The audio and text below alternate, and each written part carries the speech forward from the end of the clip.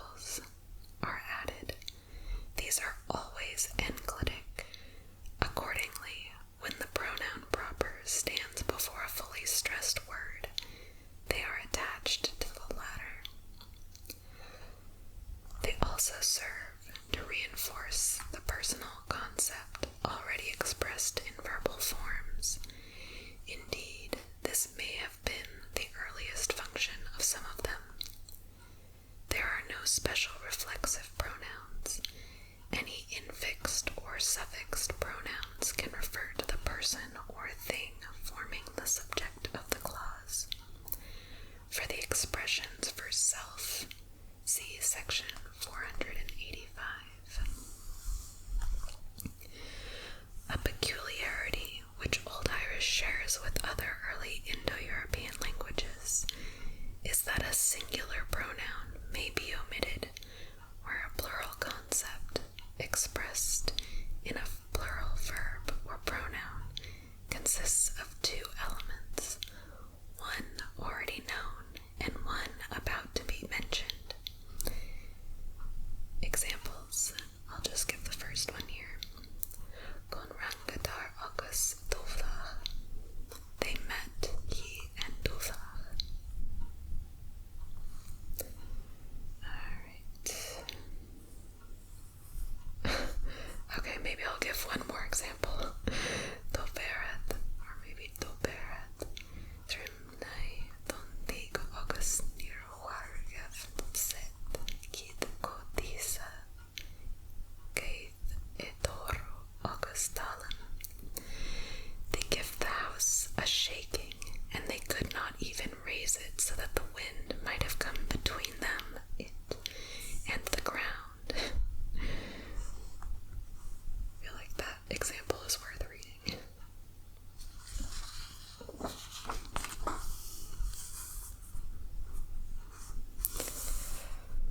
Alright. Emphasizing particles. Se, sa, su, so, som, si, ni, si. Which definitely sounds like you're trying to summon something.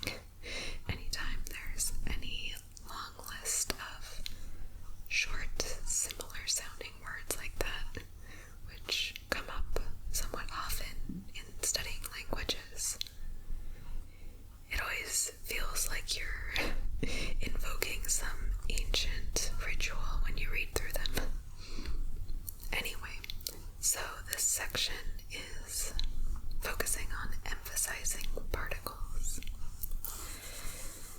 These are treated first since they can be combined with all classes of pronouns described in the present section as well as with verbs. Examples are given under the separate pronouns. The forms with initial S always remain unlenited. The S is sometimes geminated after vowels. First person singular. After palatal consonants and front vowels such as E or E. She, very rarely spelled with an A. Otherwise, sa. For example, Beijing she, I baptize. Second person singular. After palatals, mostly shu, otherwise so. After pronouns, rarely after verbs, also su. For example, for regne shu, thou wilt help. First person plural, ni. After a non-palatal final, also na or nai. Probably na, I guess. For example, guithmini, we pray. Second person plural, she. For example, aspershi, ye say. Third person singular, masculine neuter, and third person plural in all genders. Nearly always som in the earlier clauses, after palatals sem or shem, perhaps, which is very rare at first and does not become common until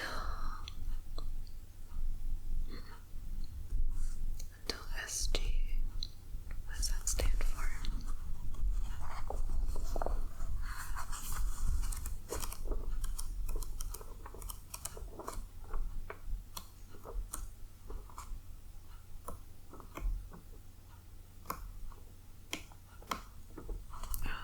Is it not at the front here? Is it at the back? Oh no, there we go. Until SG.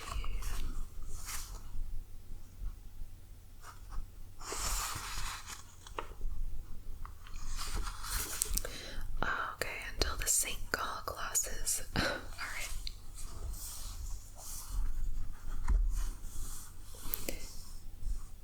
Alright. So, does not become common until the St. Gall glosses. Shum a few times in, I think, Milan glosses. If we checked for SG, we might as well check for ML. Let's see.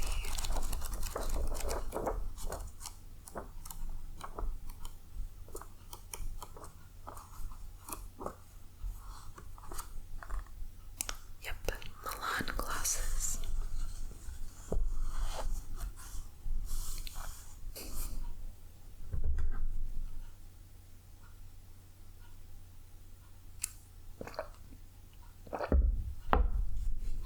Singular masculine.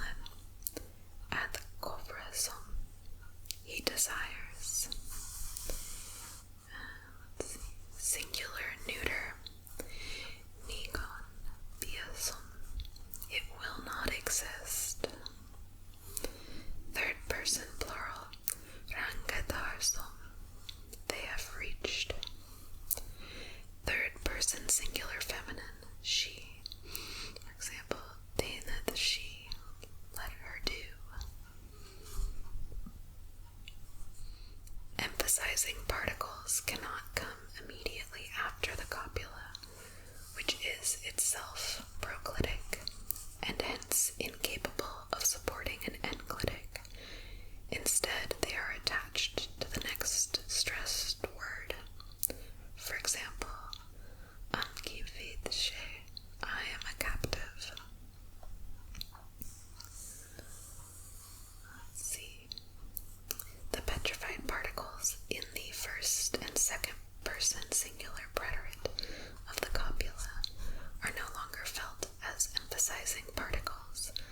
Consequently, the particle is repeated in all cases where it would be used with any other form of the copula. For example, I have been proud. I don't always read these little, I guess they're kind of like footnotes, but they're in slightly smaller font.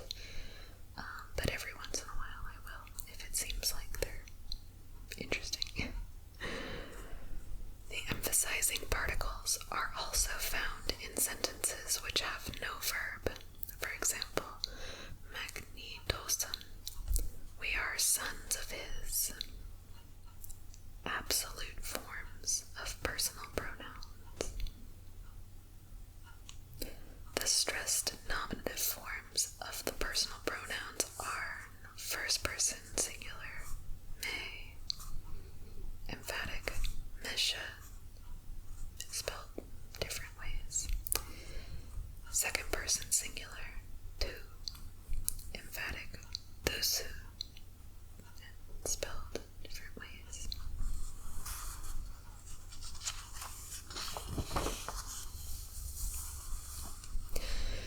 Third person masculine, a, often he, emphatic, hesum, and ashim, perhaps. Third person feminine, she, leniting. The emphatic form not found in the glosses, but later, shish, or shishi, perhaps.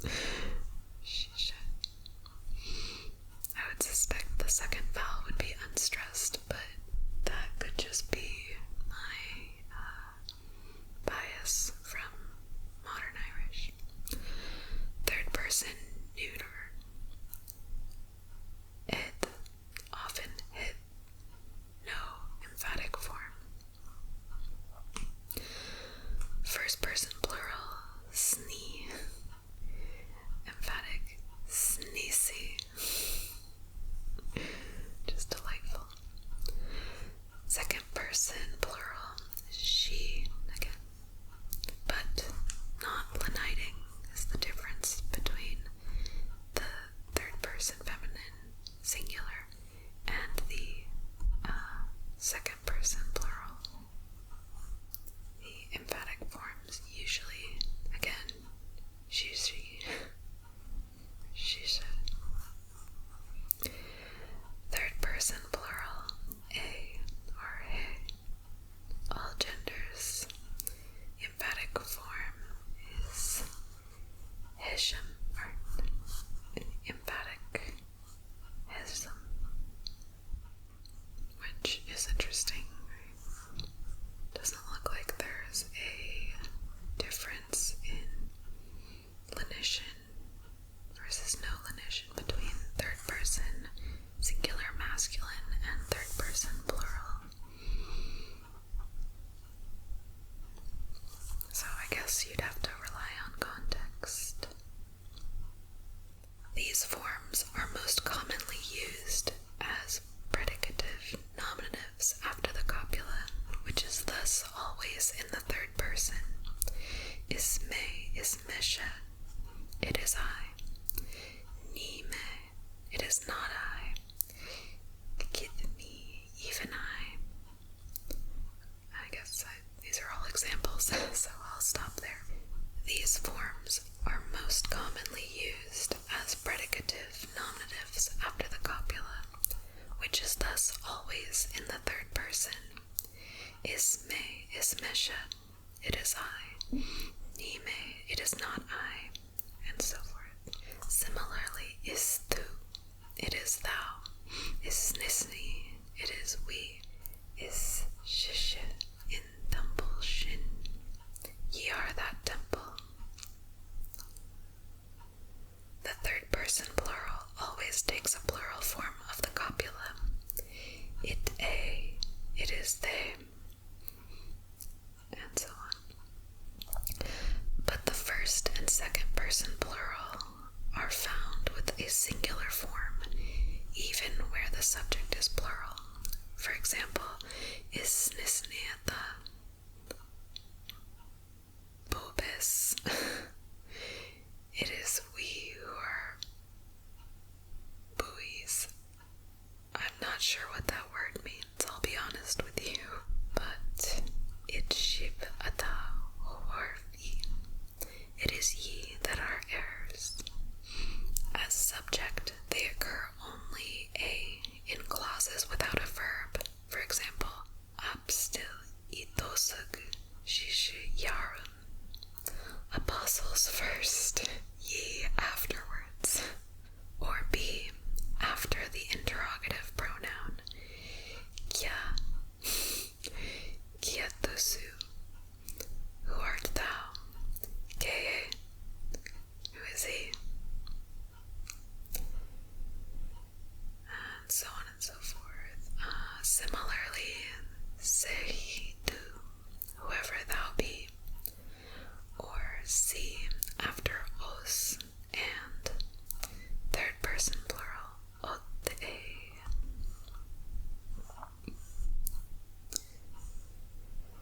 The vocative ahusu, translating o to, is a Latinism.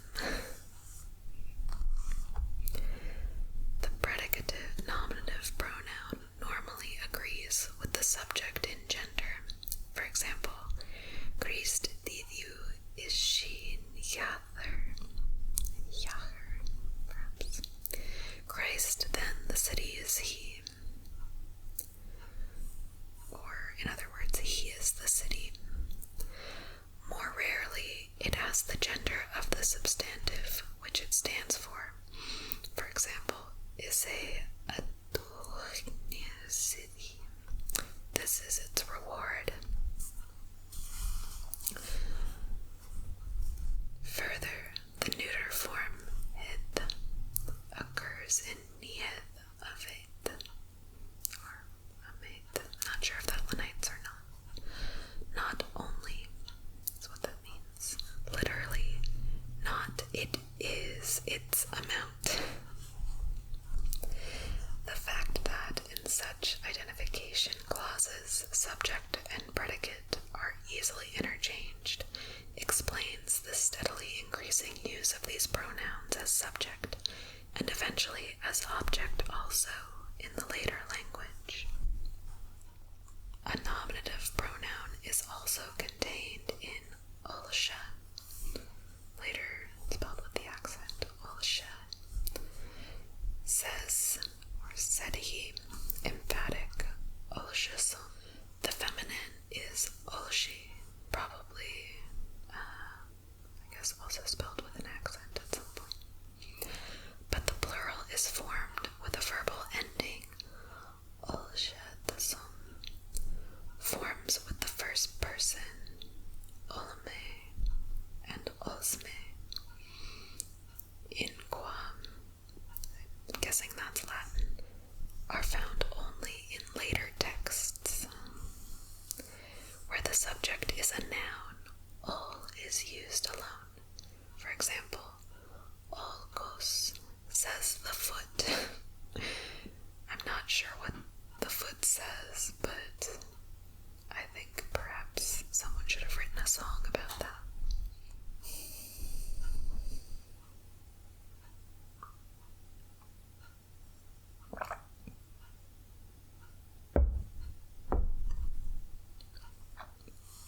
Infixed pronouns. A personal pronoun used with a verb, except as predicative nominative, is always unstressed, and hence is generally reduced to a single phoneme, viz. The old initial of the stressed form. And I actually had to look up what viz means, but apparently it's like a British term for in other words, or namely, so kind of like ie, I guess. When attached to a pretonic preverb, it is said to be infixed. Such infixed pronouns have the following functions. So first, with active or deponent forms of transitive verbs, they express the direct object. That's funny. There's not a lot of markings in this book, but I guess whoever previously owned this, whose name we actually do know. Let's see, what was it? Ah, yes, John.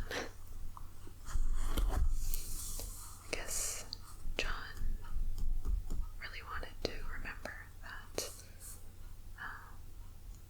this happened with the direct object. For example, Rogav. Yes.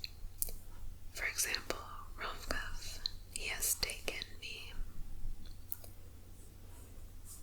Then be with the verb to be. Funnily enough, they express the indirect dative object, which otherwise is generally expressed by means of the preposition though. For example, Rodbia, erit tibi, thou shalt have. I'm not sure why Thurneysen likes to just throw Latin in wherever, but unfortunately, like I said in a previous video, I do not know Latin, so I cannot help there. Alright. With other verbs, this construction is rare. Most instances of it occur with the preterite passive. For example, von roereth imnit. Trouble has been caused to us, particularly where the passive force is no longer felt. For example,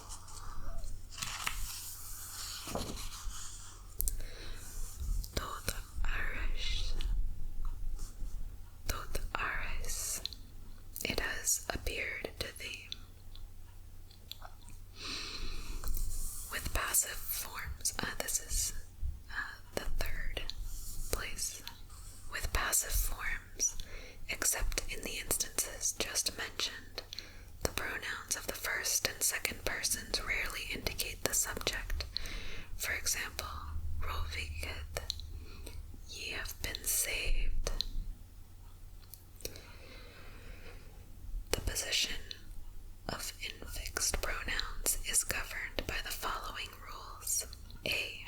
Where the verb is preceded by conjunct particles, the pronoun is attached to the last of these, and the stress falls on the element immediately following. For example, the end of Hondelch, if I compare myself. But where the preposition im is used in the sense of mutually, it is always followed by the pronoun and remains unstressed. For example, nivun agamar, we have not seen one another. The same thing occasionally occurs with the verbal particle ro or ru. For example, kon rom ikad, so that I have been healed. In the form indaron kowarlekish, into which thou hast permitted us to fall, ro has been inserted in the pronoun dan. B. Where there is no conjunct particle, the pronoun is attached to the first preposition or verbal particle of a compound verb. For example, imum riedved, I have been circumcised. I guess that was a thing that was discussed with some regularity in Old Irish. I can only assume. Occasionally, the pronoun da is found inserted in the preposition for. For example, fodar eid mina dar, I guess, who remembers it. Here too, ro or ru is the sole exception. When it forms the second element, the pronoun is sometimes attached to it. For example, arot neus, I expected thee. C.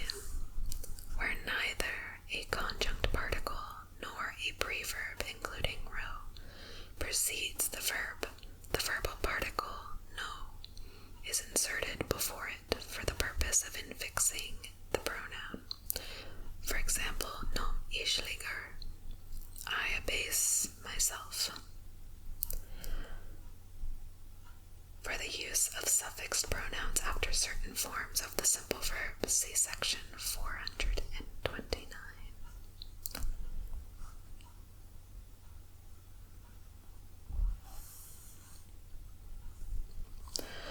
The forms of the infixed pronouns fall into three classes. The third class, however, has syntactic rather than phonological significance. Class A is used after all particles and most prepositions which originally ended in a vowel. Ro, no, do, Britannic for do and thee, they. The, fo, ar, im, also getu, gita, first, and the negative particle ni.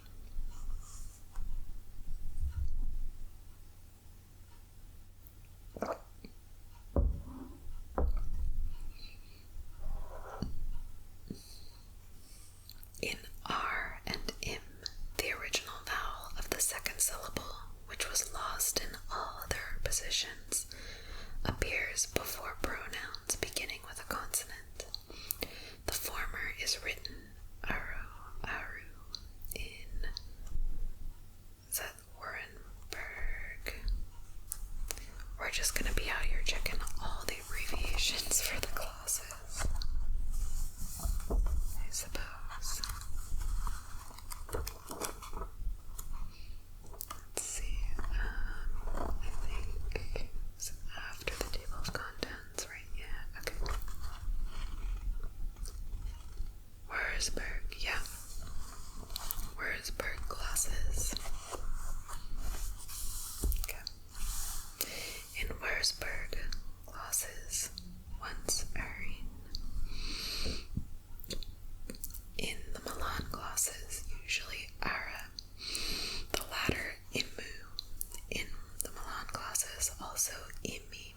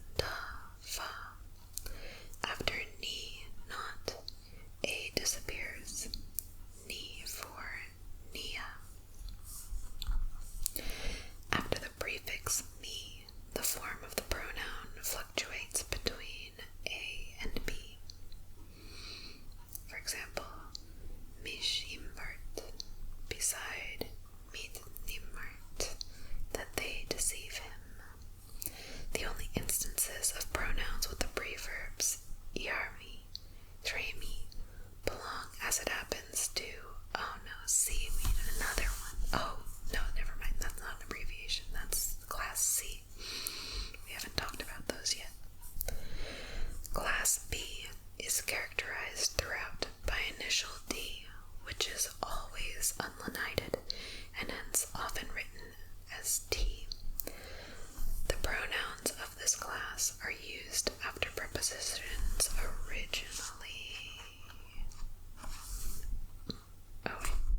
originally are. Is that from that? No. What is this little R doing here? That's so funny. I have no idea why that little R is there.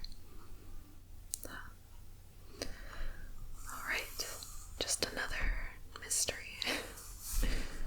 Okay, so the pronouns of this class are used after prepositions originally ending in a consonant.